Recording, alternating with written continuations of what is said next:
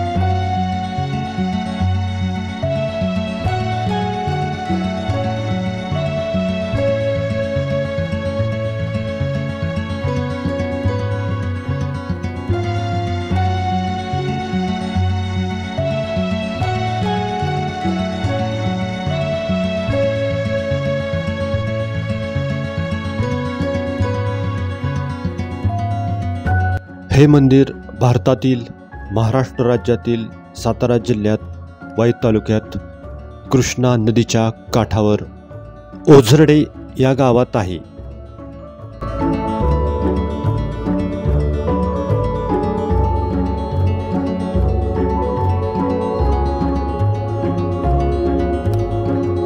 Video आवडल्यास व्हिडिओला like करा, चॅनलला सबस्क्राईब करा। या मंदिराला केंजळेश्वर महादेव मंदिर म्हणून संबोधले जाते।